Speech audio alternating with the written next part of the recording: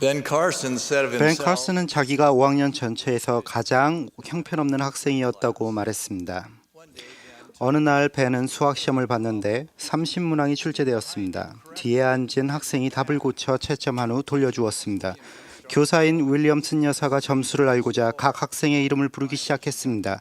마침내 벤의 차례가 되었습니다. 너무 부끄러운 나머지 벤은 얼버무렸습니다.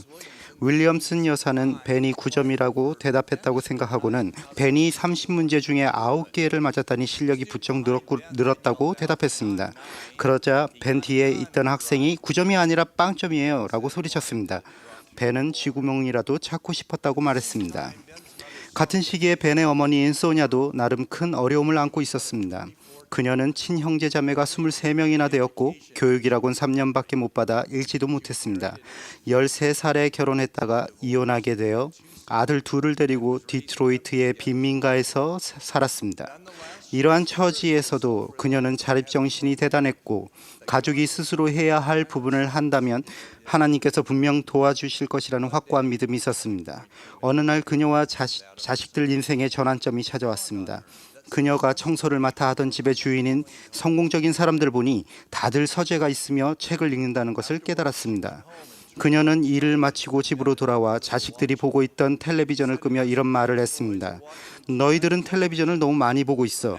이제부터는 일주일에 프로그램 3개만 볼 수 있어. 나머지 시간에는 도서관에 가서 일주일에 책 2권을 읽고 독후감을 엄마에게 갖고 오너라. 두 소녀는 깜짝 놀랐습니다. 벤은 학교에서 책을 읽도록 시킨 때를 빼고는 그때까지 책을 읽은 적이 없었습니다. 아이들은 징징대고 불평하면서 때를 썼지만 아무 소용이 없었습니다. 벤은 그날 일을 회상하며 어머니가 규칙을 만들었죠.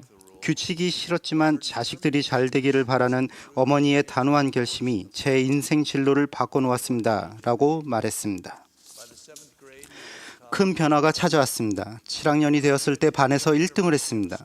계속 학업에 정진해서 장학금을 받고 예일대학교, 그 후 존스 홉킨스 의과대학에 진학했으며 33세에 소아신경외과 과장이 되었으며 세계적인 명성을 얻었습니다. 어떻게 이런 일이 가능했을까요? 인생에서 내세울 만한 것이 별로 없었지만 부모 본연의 역할을 영화롭게 했던 한 어머니 때문이었습니다.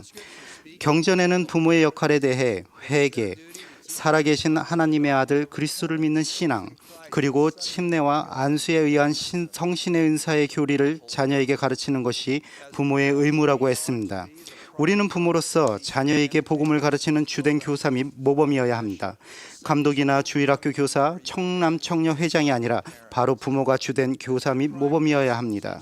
자녀들에게 복음을 가르치는 주된 교사로서 우리는 속죄의 권능과 실제에 대해 그들의 정체성과 신성한 운명에 대해 가르쳐야 하며 그렇게 함으로써 그들 삶의 토대가 될 굳건한 반석을 제공해야 합니다. 모든 것을 고려해 볼 때 예수 그리스도의 복음을 가르치는 이상적인 터전은 가정입니다. 1년 전에 교회 업무로 레바논 베이루트에 간 적이 있었습니다. 그곳에서 세라라는 한 소녀에 대해 알게 되었는데 12살이었습니다. 아이의 부모와 두 오빠는 루마니아에 있었을 때 교회로 개종을 했지만 세라가 7살이 되었을 때 고국으로 돌아와야 했습니다. 고국에는 교회가 없어 아무런 조직도 주일학교도 청년 프로그램도 없었습니다. 5년이 지난 후 이 가족은 베이루트에 지부가 있다는 것을 알게 되었고 12살 된 딸 세라를 오빠들이 동행한 가운데 침례를 받게 하려고 베이루트로 보냈습니다. 제가 그곳에 도착하기 직전이었습니다.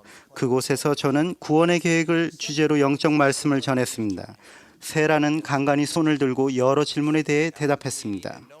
모임이 끝난 후에 세라가 교회 모임에 참석해 본 적이 없다는 것을 알고는 다가가서 물었습니다. 세라, 그런 질문에 대한 대답을 어떻게 알게 된 거지? 세라는 그 즉시 대답했습니다. 어머니께서 가르쳐 주셨습니다. 그곳에서 그들이 사는 곳에는 교회가 없었지만 그들 가정에는 복음이 있었습니다. 어머니가 세라에게는 주된 복음 교사였던 것입니다.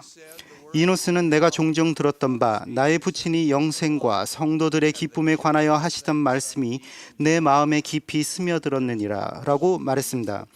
이노스에게 주된 복음교사가 누구였는지는 물어볼 필요가 없습니다. 제 부친이 벽난로 옆에 편히 앉아 경전과 다른 양서를 읽으시던 모습을 기억하는데 저도 부친 옆에서 편하게 놀곤 했습니다. 부친이 셔츠 앞주머니에 카드 몇 장을 넣어두시던 기억이 나는데 거기에는 부친이 암기하고 배우려 하시던 성구와 셰익스피어의 인용구와 새로운 단어들이 적혀 있었습니다. 저녁 시간에 복음에 대해 질문하고 토론하던 일도 기억납니다. 부친이 저를 데리고 연로하신 분들을 많이 방문하던 기억도 납니다. 우리는 어떤 때는 아이스크림을 또 어떤 때는 저녁 식사용으로 닭을 가져간 적도 있었고 부친이 악수하던 사람 손에 약간의 돈을 쥐어주던 기억도 있습니다. 그때의 좋은 느낌과 크면 아버지처럼 되고 싶었던 마음도 기억납니다. 어머니께서 90세쯤 되었을 때 콘도미니엄 주방에서 요리하신 다음 음식이 가득 담긴 쟁반을 들고 나오시던 모습이 기억납니다. 어디에 가시는 길이냐고 묻자 어머니는 나이 드신 분들에게 조금 갖다 드려야지 라고 대답했습니다. 저는 속으로 생각했습니다. 어머니도 나이 든 사람인데요.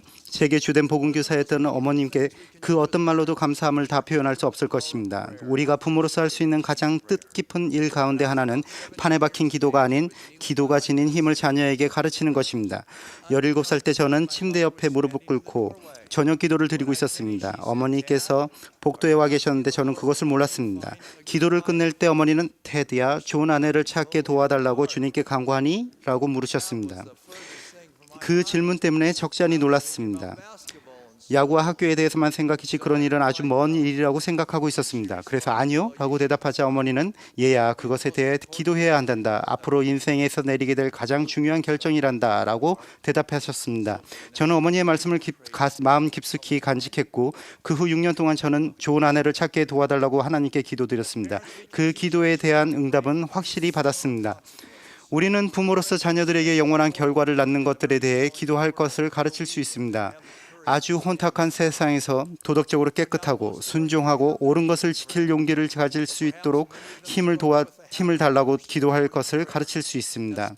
우리 청소년들 대다수가 저녁 기도를 하고 있다는 것은 의심할 여지가 없지만 아마도 개인적으로 아침 기도 습관을 들인 사람들이 많지 않을 것입니다. 부모로서 그들의 주된 복음교사로서 우리는 이를 바로잡을 수 있습니다. 몰몬경 시대의 어느 부모가 아들들을 치명적인 상처를 입힐 수도 있는 전쟁터로 가슴판과 방패, 검도 없이 나아가게 내버려 두었겠습니까? 그런데도 우리 중에는 자녀들을 기도에 보호하는 힘에서 오는 영적인 가슴판과 방패, 검도 없이 매일 아침 현관을 박차고 나가 가장 위험한 전쟁터로 사탄과 그가 만든 수많은 유혹과의 싸움을 하도록 내버려 두는 부모가 얼마나 많습니까? 주님께서는 사탄을 이길 수 있도록 항상 기도하라고 말씀하셨습니다. 우리는 부모로서 자녀들에게 아침 기도의 습관과 힘이 스며들도록 도울 수 있습니다. 또한 자녀들에게 시간을 현명하게 사용하도록 가르칠 수 있습니다. 어떤 경우에는 소냐 칼슨처럼 결연한 태도로 단호하면서도 사랑을 담아 대부분의 경우 자녀들의 생활을 독차지하는 텔레비전 및 기타 전자기기를 이용하는 시간을 제한할 필요가 있습니다. 그 대신에 자녀들이 복음의 중심을 둔 더 생산적인 생활을 하도록 지도할 필요가 있습니다. 처음에는 저항도 하고 불평도 하겠지만 소냐 칼슨처럼 우리도 비전을 갖고 초지일관해야 합니다. 언젠가는 자녀들도 우리가 했던 일들을 이해하고 감사할 날들이 올 것입니다. 우리가 아니면 누가 이렇게 하겠습니까? 이렇게 자문해 볼 수도 있습니다.